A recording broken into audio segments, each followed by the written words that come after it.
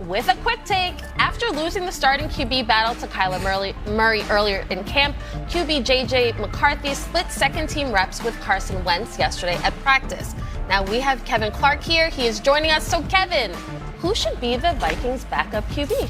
Carson Wentz, and it looks like the Minnesota Vikings agree. When you lose a quarterback competition, a lot of times you slide down to 3, or a lot of times you slide down to unemployment or employment with another team. That's just the way these things go. The role of a backup quarterback is very, very, very different from the role of a potential starter or a third stringer. It's not development. It's about being able to come in and give a series, come in and give a game. J.J. McCarthy has not shown the ability to be consistent enough for that kind of job. Carson Wentz, for all his flaws, has. He knows how to run an operation. He knows how to run a huddle. He knows how to get to the line, take a snap, all this stuff. He can create the layups that Kevin O'Connell's offense calls for. So I'm all in on Carson Wentz, QB2. He knows how to do it. All right, now taking a bigger picture look at the Vikings division, Doggy. Yes. Who is the team to beat in the NFC North? Well, I think it's the Lions, and the only reason why I think that is because of the schedule. Lewis and I don't know if Kevin was with us. We went through that about a couple weeks ago, Lewis. Their schedules, I mean, it's so easy. They got a fourth-place schedule. And to me, they're playing, the Jets and the Dolphins and Tennessee and the Cardinals and the Giants. I mean, look at that schedule, Lewis, Kevin. I mean, look at their start. All right, maybe they lose the Bills. I mean, they very well could be. Time they get through that week 10. I mean, who are they going to lose to? Packers and Vikings are at home. They play at the Buffalo. They got at Miami, at the Jets. I mean, a bye week there too. Cardinals. I mean, that is a great schedule. So because of the fact, and then they got the Titans and Atlanta, and right in the middle of the second half, I don't like the end. Bears and Packers on the road is hard. Don't get me wrong. But I'm going to take Detroit. And simply, I think it's a very competitive division. You can go any way you want. I'll take it because of the fourth-place schedule. So the Lions missed the playoffs last year, first time since 2022. They end the season against the Packers. I'm curious, what do you think the ceiling is for Jordan Love this year? Look, I think the ceiling is MVP.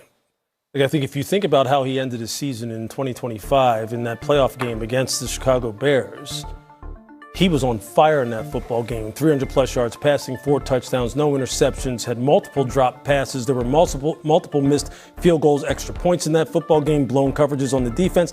Look, QB wins is not a legitimate stat. And I know that's something that, Jordan has had some of his struggles late in seasons. And in playoff contests, that was not one of them. And I think with the way in which he came out of the gate this year in the preseason against Denver last week in particular, I know it's preseason, but he was playing against the Denver Ones, against their pass rushers, against their linebackers and secondary. He was on it. He was on fire. The wide receivers have to come through for him in terms of making sure that drop rate is not as prohibitive as it was last year. They have to stay on the field and be healthy. If the running game offensive line stays, Jordan's going to do his part. He's going to do his part. I think MVP is the ceiling for this young man. I've always loved the way in which he plays. He is totally in command and comfortable in that system. It's about what happens around him. I'm glad you mentioned MVP as a potential ceiling for Jordan Love. But does that mean, in your mind, the Packers are the team to beat? No, because I'll tell you, I think coming out of the gate, that first quarter of the season could be really detrimental to them, especially if Micah is not there. They have no one who has any kind of profile that even closely resembles Micah Parsons as far as being able to rush the passer. How are they able to mitigate that? How are they able to make up for the loss that he presents for not being on the football field? We'll see. I'm picking the Vikings, especially if you can get 2024 Kyler Murray, which is obviously something that Kevin O'Connell is banking on. If they can get that, and their offensive line can stay intact, they have got perimeter weaponry, backfield weaponry as good as any. Brian Flores is going to be someone who's going to be able to disrupt and really throw off opposing offenses with his varied look, his pressure packages, and with the people that he has at the first, second, and third levels. I think the Vikings are right there. This is a toss-up division for me. Any one of the 4 can win it. There are 2 divisions in football, Lewis, where there are 3 quarterbacks whose ceiling is MVP. It's the NFC East and it's the NFC North. And then you add in Kyler Murray, whose ceiling is franchise quarterback. So you have, it's a murderer's row. It's a legitimate murderer's row. That's why it's the best division in football, is because you can make a credible argument for any team. I can go to Jordan Love right now and say, okay, he's the best third and long quarterback in the NFL. That means he throws better passes than just about anybody in the sport because the defense knows he's passing and they can't stop it.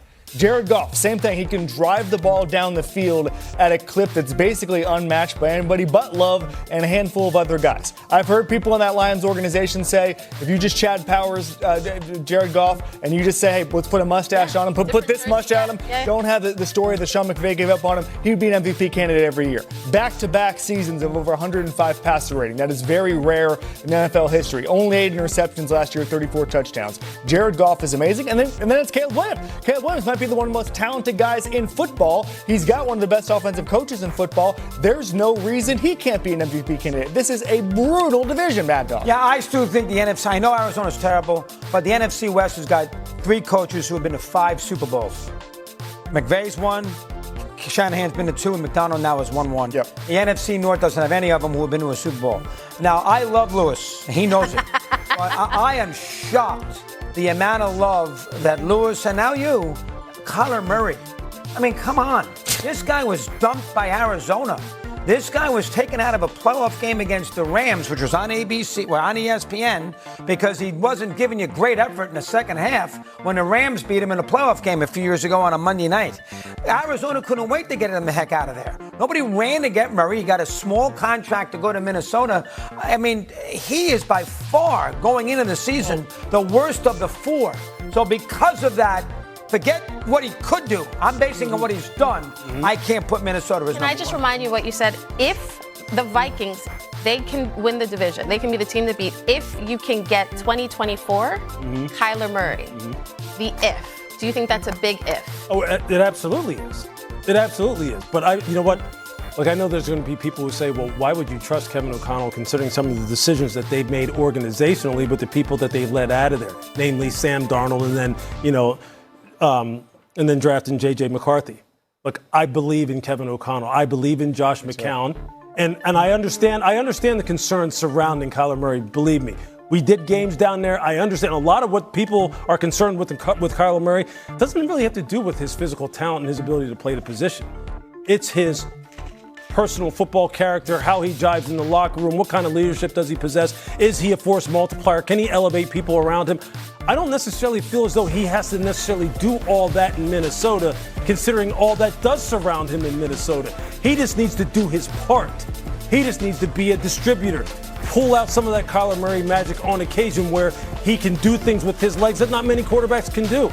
So that's why I'm still picking them, and I believe in Brian Flores, and I believe that defensively they will play division-winning football. Well, I thought Kevin said a really smart thing. If you change Jared Goff's jersey, if you don't know it's Jared Goff, you cover the name, a lot of people look at the stats and the body of work and say, that is a guy who can be MVP. Yeah.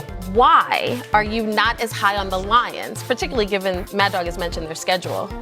Yeah, I am high on the Lions. It's not a matter of I'm high on Minnesota and I think everyone else stinks. I think, like I said, this is a toss-up division. It's a pick-em division for me.